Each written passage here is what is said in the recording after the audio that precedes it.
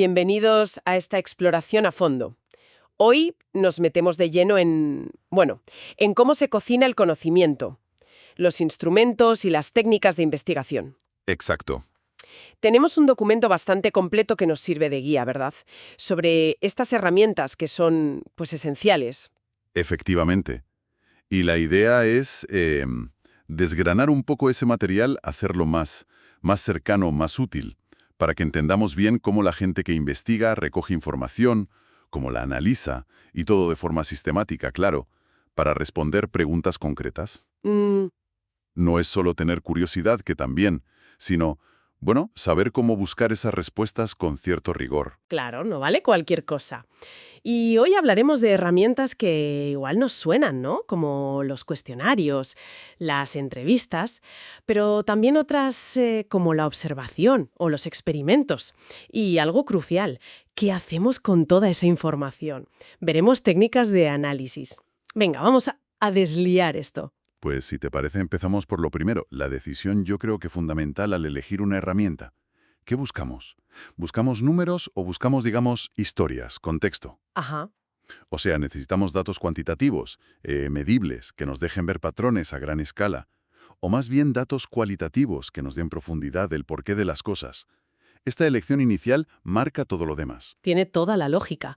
A ver, vayamos con un clásico, los cuestionarios.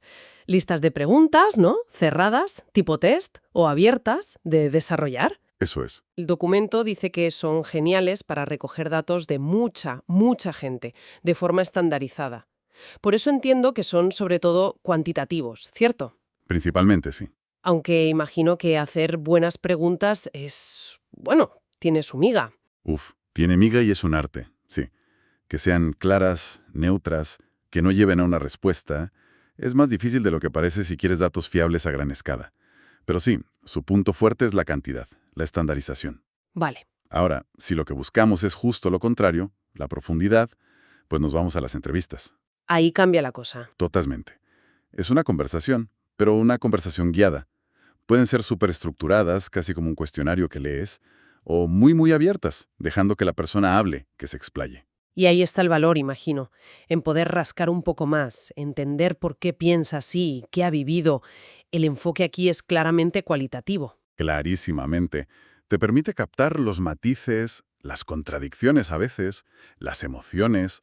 La clave es saber preguntar, claro, pero sobre todo, saber escuchar. Mm, No solo lo que te dicen, sino cómo lo dicen. Una buena entrevista te puede dar una comprensión que ningún número te va a dar. Es fascinante esa riqueza que sale, ¿sabes? Esa perspectiva tan personal. ya. Las entrevistas nos dan lo que la gente cuenta, pero ¿y lo que la gente hace en su día a día sin que le preguntes? Ahí entra la observación, ¿verdad? Efectivamente. El documento habla de registrar sistemáticamente el comportamiento en su entorno natural. Aquí la cosa se pone, como decías, interesante. Muy interesante y muy potente, sí. Puedes observar desde fuera sin meterte, que sería la no participante, o puedes sumergirte en el grupo, participar. Es la observación participante. Ajá. Su gran ventaja es esa, ver las cosas como pasan, en el contexto real, no en un laboratorio, no respondiendo preguntas. Es predominantemente cualitativa. Busca entender las prácticas, los significados, tal cual ocurren. Pero observar sin influir tiene que ser difícil. O al revés, si participas, ¿cómo no pierdes la objetividad? ¿Cómo mantienes esa distancia? Ese es justo uno de los grandes debates y retos de la observación, sobre todo la participante. Claro. Encontrar ese equilibrio entre meterte para entender de verdad y mantener la distancia para poder analizar. Es delicado. Exige mucha reflexividad, que decimos. O sea, ser consciente de tu propio papel. Entiendo. Y, por supuesto, planificar muy bien qué vas a mirar, cómo lo vas a registrar sin molestar mucho, las cuestiones éticas. Vale, entendido. Y si queremos ir un paso más allá, no solo describir o comprender, sino probar. Si A, causa B. Si algo tiene un efecto concreto.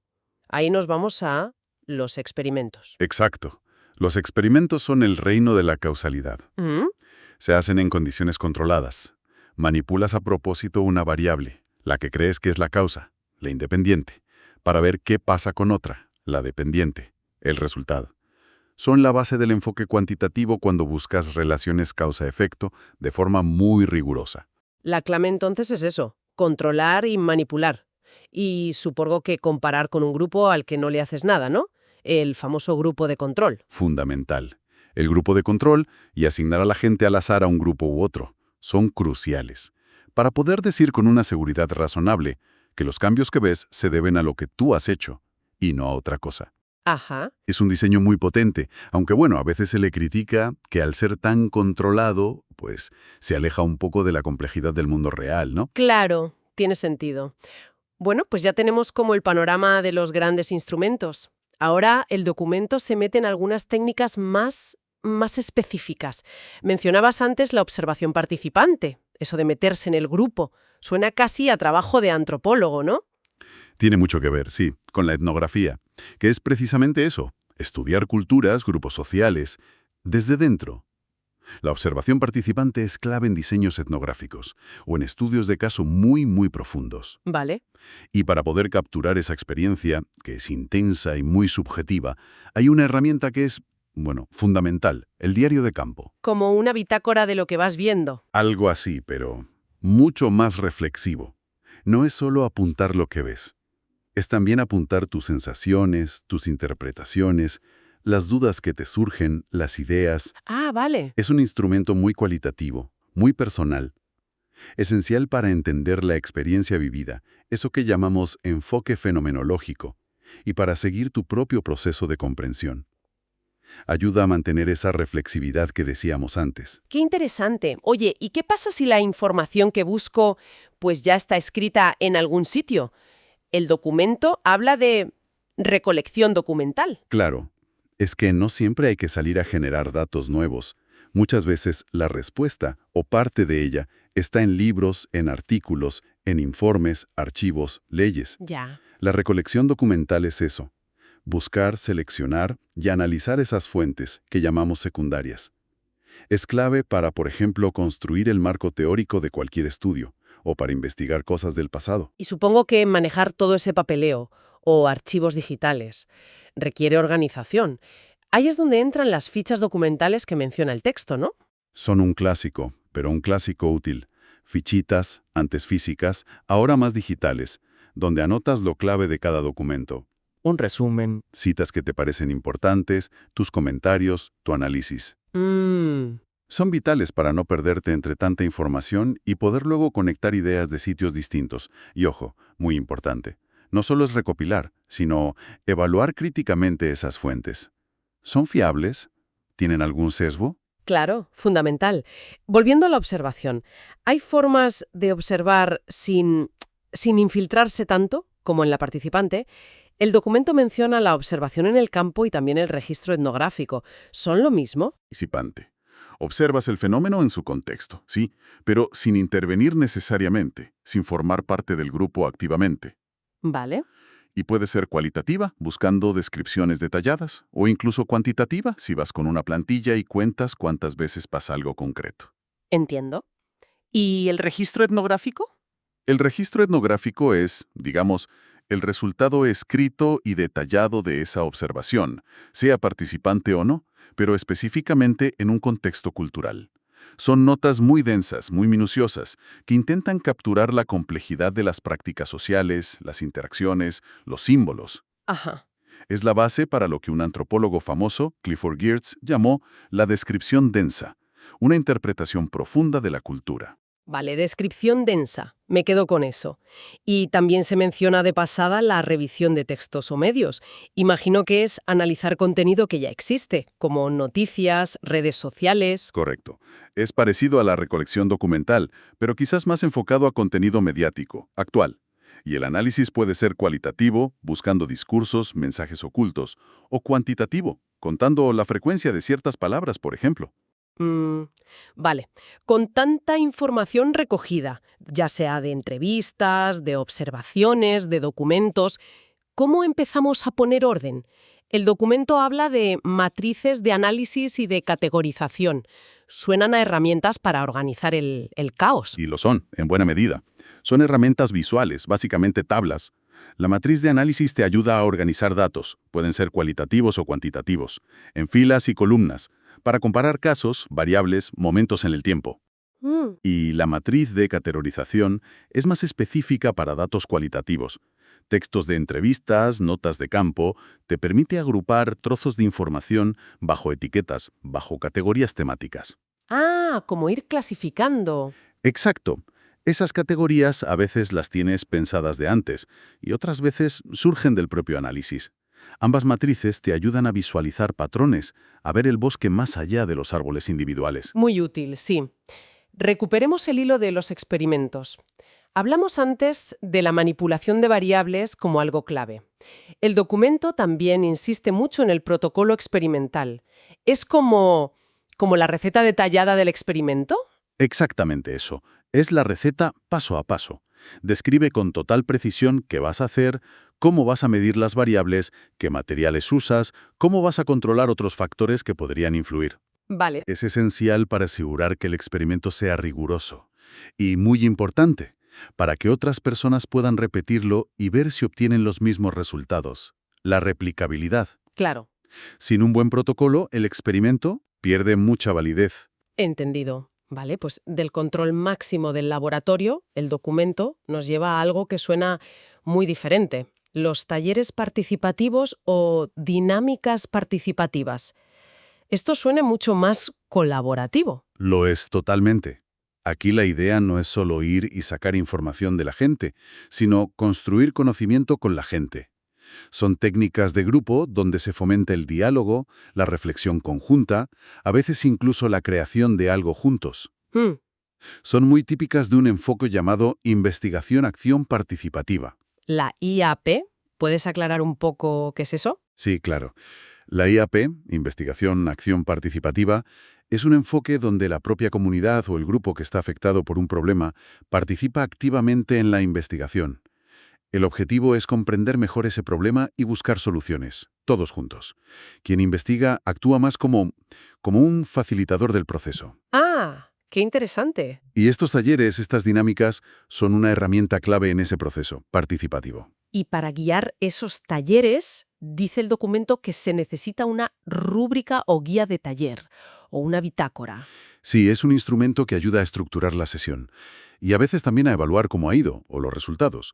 Puede definir los objetivos, las actividades que se van a hacer, preguntas clave para la discusión, o incluso criterios para valorar la participación o los acuerdos a los que se llega. ¿Vale? Puede ser más cualitativa, con observaciones, o incluir cosas más cuantitativas como puntuaciones, si aplica.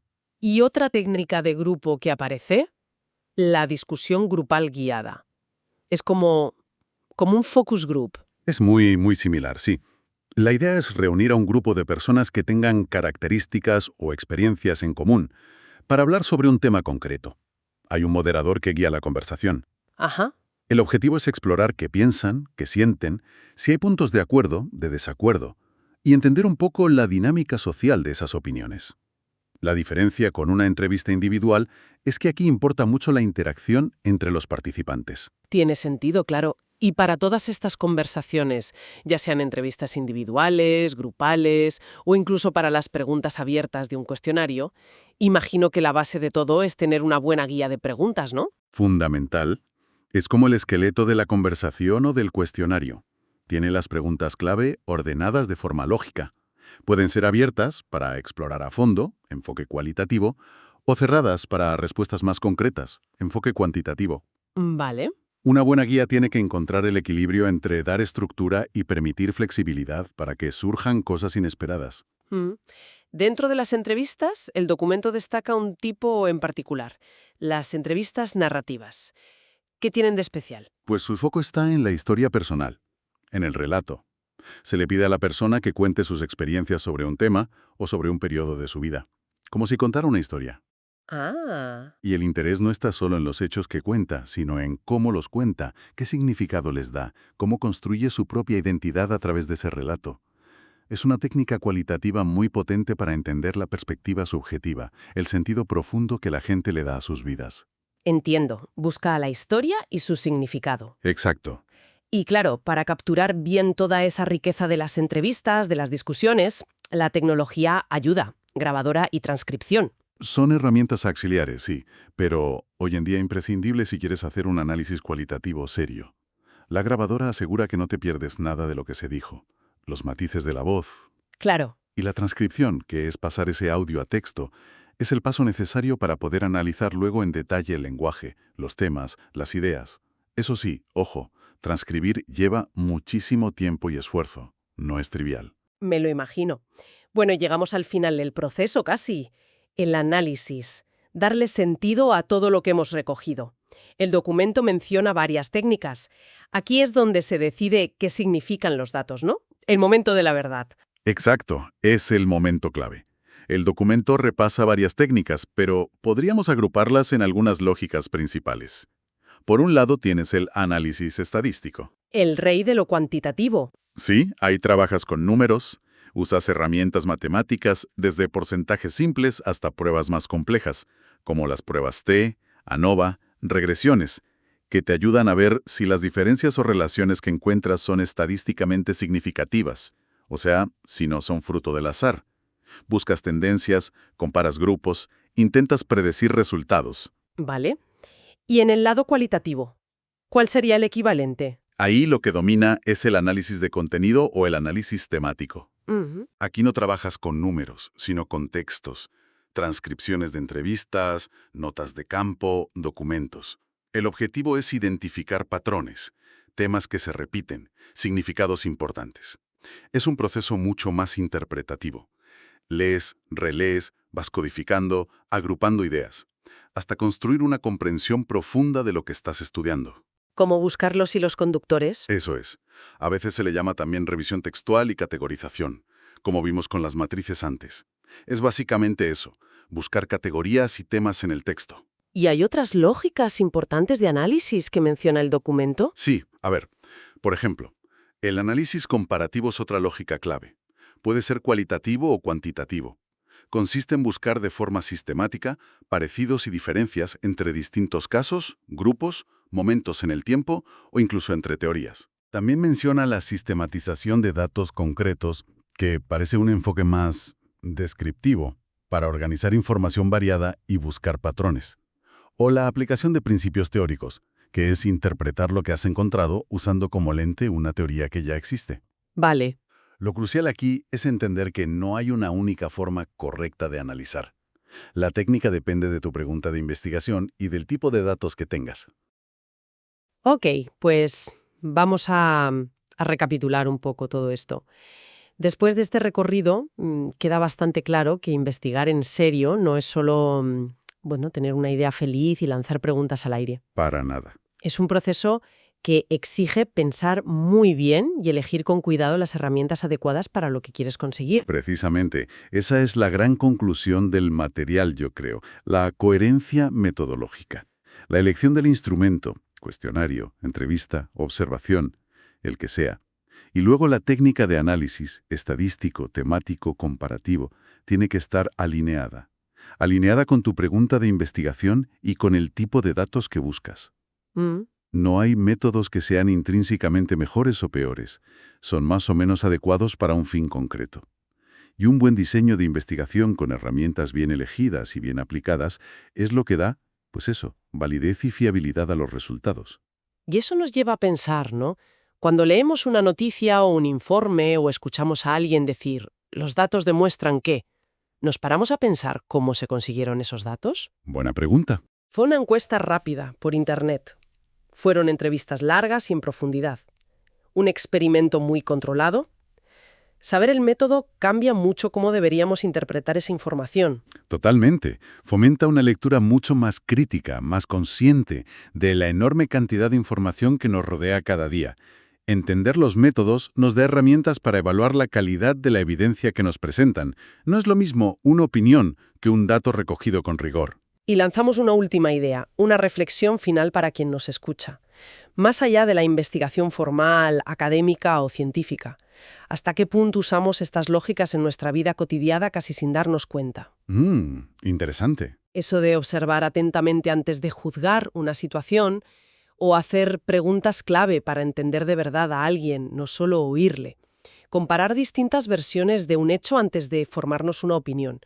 Quizás esa forma sistemática de indagar, esa curiosidad organizada, por llamarla de algún modo, es una habilidad muy valiosa para navegar la complejidad del día a día Desde luego. y para tomar decisiones un poco más, bueno, más informadas.